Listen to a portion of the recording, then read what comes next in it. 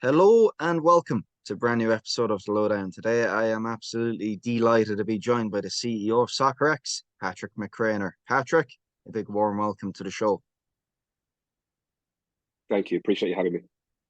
Patrick, as we begin with every guest that comes on the show, could you please take us through your earliest football memory?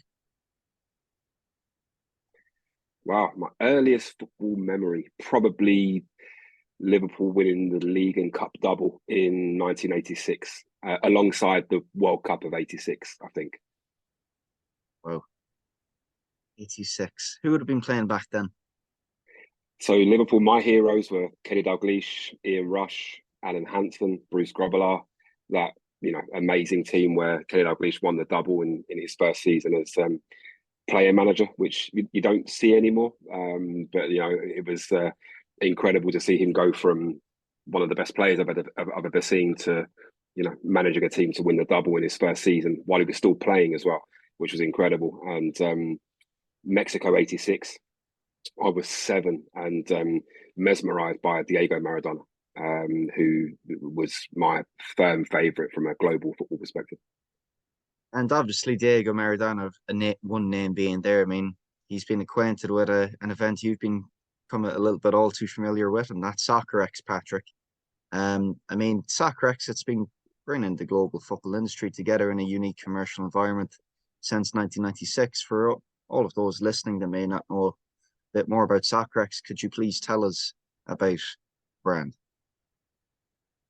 Yeah, of course. So essentially, you're right. We were launched in 1996 by Duncan Reevy, the son of legendary England and Leeds manager Don, with a view to really bringing the football industry together, discuss business, what goes on behind the scenes off the pitch, how to run successful football clubs, federations, leagues, governing bodies. First one was held at Wembley Stadium.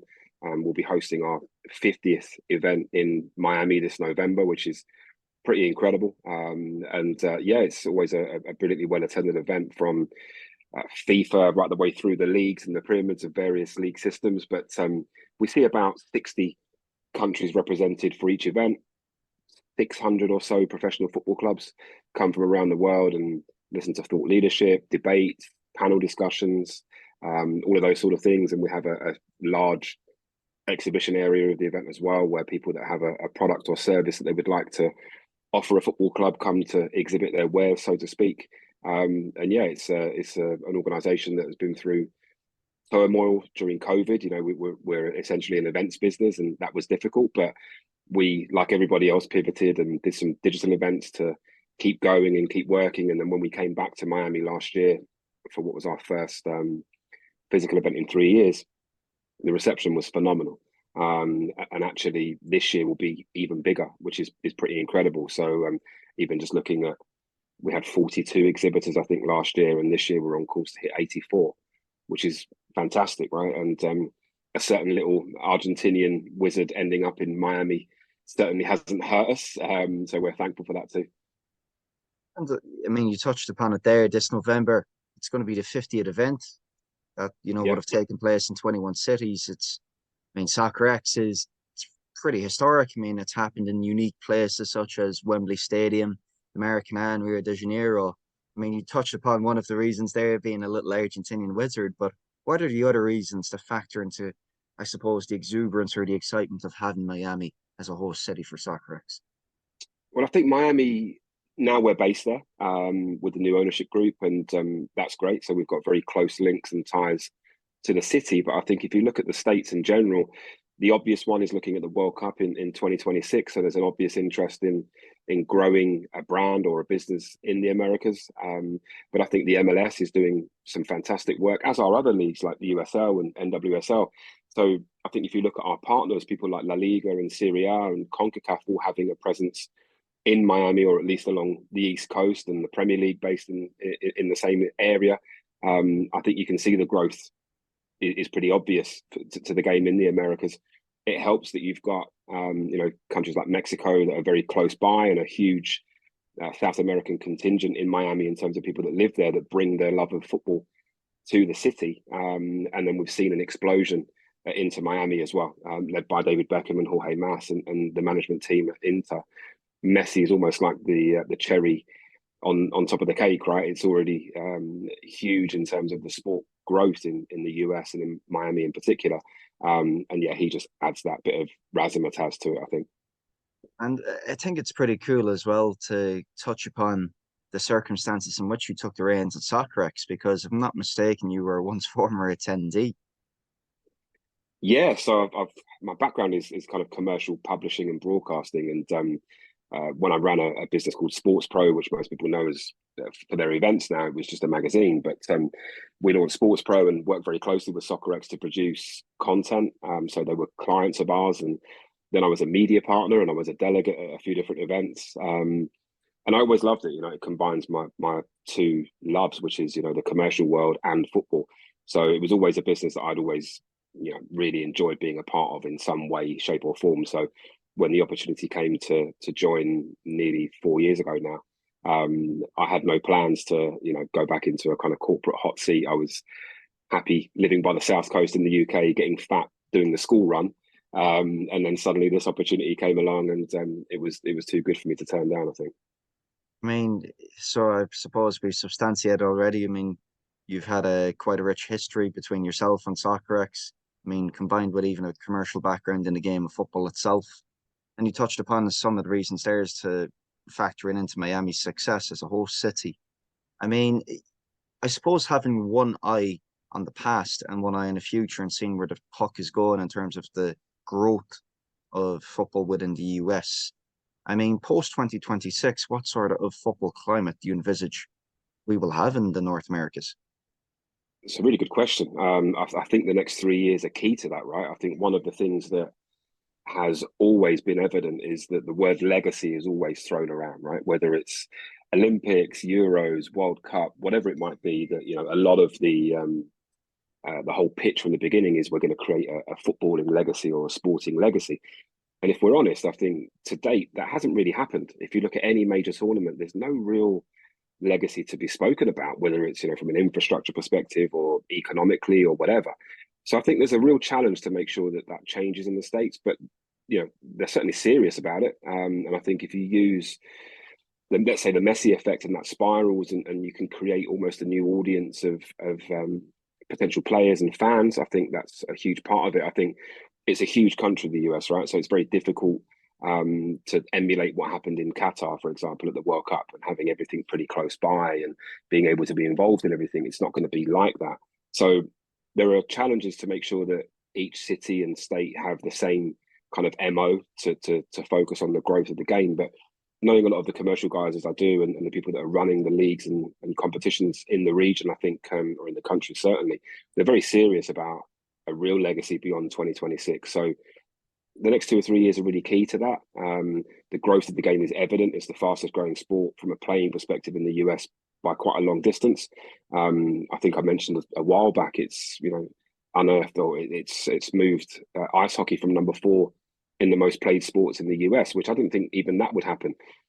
I don't think it will ever overtake the NBA or the NFL, or even the MLB, because they're national sports. But it's going to run close, I think. If you look at the impact of youngsters playing the game, there are more than ever before. Even from a kind of hobby perspective, more people are playing soccer, as they would call it, in the States than ever before. So there's a real chance that this is kind of a tournament that awakens a sleeping giant from a footballing perspective, I think, because a lot of people are misguided into thinking that the game isn't huge in the States or that people don't care about it. They absolutely do. And do you envisage SoccerX as opposed to being or continuing to be a key growth partner with respect to North American football? Yeah, absolutely. I mean, we're cemented for the next 3 years in Miami, at least, with the agreements that we've got in place to host there. I don't see that changing. Again, with our it's almost our hometown. Our adopted hometown is Miami, so I don't see that changing. And I think that, assuming we still see the same trajectory of growth, not just for us but for the game in itself, because our ethos has always been take care of the game and the business will take care of itself, which was the strapline in 1996, and it still is now. So I think as long as the growth continues as it will, I think we'll always have a presence in Miami. It's very interesting because I mean, since you've took the reins, I mean, I've heard you in previous podcasts as well before. I mean, you've been very respectful speaking about basically the people that have set up SoccerEx, about the former owners, about what they've done, like being able to highlight blind spots in the football industry and capitalize upon them. But I suppose, I mean, for those listening, could you please take us up to speed on, I mean, what steps you've taken in your reign thus far to grow the brand, and I suppose steps in the future to modernize, which is already a cool existing brand in the football market.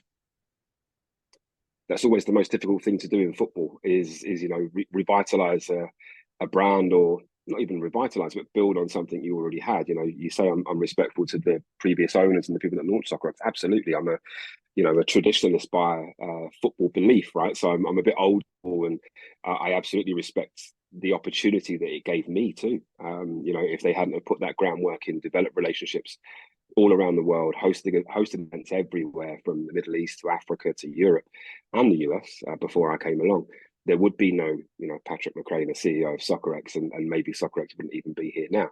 So it was never about reinventing the wheel. It was about building on the good work that had already been done, and maybe modernizing a brand that I wouldn't say got tired, but certainly needed a bit of revitalization, should we say. So if you look at what we do now, we try and produce more content. This year we'll have 130 speakers compared to 100 last year. We're very client focused, so we work a lot closer with other clients to build the agenda, to build the speakers, to build the delegate lists, and that leads to significant investment from those clients if we're delivering for them, which we certainly are. And yeah, I think so. A few tweaks. We've brought in a few new faces with some new ideas. We've started to launch SoccerEx TV, which the idea is to have a dedicated football business TV channel, which we'll do more on in 2024. And multiple events was always going to be the successful driver or key for us. So next year, I think we'll announce in the next couple of weeks that we'll be doing 3 events next year, in January, June, and November. Miami's certain, as we know. The other 2 are a secret for now, but we'll announce them in the next week, 2 weeks tops, which is a game changer for us because we'll have a presence in Asia, Europe, and the Americas for the first time in a long time. Really fantastic to have that trifecta to look forward to in Yeah. 2024. I mean, I suppose an awful lot of your day-to-day role as well is kind of with the big picture in mind, and that's hosting a physical event in Miami in November. I mean, what the what are the steps that have to be taken? I mean, to host an event of that magnitude, because I imagine, like as a CEO, when you have one big set, when you have basically the other 51 weeks in the year leading up to this 1 week of seminal events, must be pretty crazy. Yeah, I think crazy is probably the right word. I think one of the things that we did early on was actually close our office in London, and a lot of people saw that as a kind of backward step. I didn't. I saw it as a way of recruiting people from all over the world working virtually, which we've managed to do. So we've got people based in Qatar, in South Africa, in the US, across Europe. And that's enabled us to grow pretty quickly from a kind of new foundation perspective. We've trebled in size this year in terms of staff members, which is great. And we're just about to add another 4 or 5 faces to be able to deliver these events that I'm committing us to. So that enabled us to do a lot more. I think that when you've got an office in whatever location it is, you need people within an hour or 2 from a commute perspective to come into the office, right? COVID proved that we didn't need to do that, and actually our output was incredible. So the idea was to employ a lot more like-minded individuals that see it as a real labor of love. So they followed my lead. We work incredible hours. We're up early speaking to our guys in the Middle East and throughout the day in the UK and Europe, and then delivering in Miami very late, for those of us based in the UK. So I think going forward, it'll be easier for me day to day as we add to the team, because I think to this point, I've kind of been involved in everything, which might not be healthy from a long-term perspective. I've not had a holiday for a while, so misses and kids on my case to do that. But again, it's a real labour of love for everybody who's bought into the dream and the vision. And so day to day, I can be involved in anything from sales and marketing conversations to operations to launching the TV stuff, whatever it might be. But yeah, it tends to get busier and busier now as we lead up to the last 7 weeks or whatever it is out of the event. But the good thing is it's been so well supported that most of my time now is spent on the operational delivery of the event and making sure that it's, a spectacular thing to be involved with. And I think, like everyone else, you'd be looking forward to being on the ground floor once the event occurs in November. Yeah, yeah. I mean, I always enjoy a couple of days after the event, so I'll stay on in Miami for a couple of days after. I normally disappear to another part of the city for a couple of days by myself, and yeah, so I'll be doing that. Fantastic. And I mean, I'm certainly looking forward to getting down there as a first time attendee. I'll be at the C-suite course. I know you guys are doing in Awesome. conjunction with GIS on the Monday. And then Yeah. obviously the physical event is on Tuesday and Wednesday. For first time attendees such as myself, I mean, what would be words of wisdom you'd have checking out the exhibition for the first time? Just embrace everything. Speak to as many people as possible. It's a real networking event, whether that's during the event day with exhibitors, using our networking cafe, utilizing the app to arrange meetings, which I think goes live first week in October. So you can start to, make contact with other exhibitors or delegates or people attending. Always helps because it's difficult to maximize your time over 2 days, especially if, as lots of our attendees do, they really enjoy our social evenings as well. That's a big part of what we do, is the social part of it. And actually, that was one of the things that I never wanted to change from, if you like, the old SoccerEx, because the social evenings were always, they might be famous or infamous, depending on how involved you might get. But yeah, I just say embrace everything. Watch and listen to as much content as you can. There's some phenomenal speakers this year, from some wonderful organizations, from FIFA, from CONCACAF, La Liga, Serie A, and there will be hundreds I haven't mentioned. But yeah, I'd say get there nice and early if you can. If you're coming along to the VIP party on the 13th, you'll enjoy that. It's going to be a wonderful place called the Regatta in Coconut Grove. Then the day kicks off on the 14th, and it'll be an incredible couple of days. And bring some comfortable shoes would probably be my biggest piece of advice, because it's a 50,000 square feet venue, and you'll probably visit every one of those square feet, I would have thought. Fantastic. And I suppose before we wrap up, is there any panels in question that you'd recommend checking out too? Do you know what? It's been one of the things I've been most pleased about. Austin, who's our head of content, we sat down months ago when looking at this, and it's always very difficult to finalize an agenda because, as the old saying goes, man's meat is another man's poison, right? So we have to cover everything from stadium building to financing to sponsorship to performance and whatever else. This might be the first event I've looked at and thought there's not a shaky panel there, where you think, well, maybe that one we could move or could do without.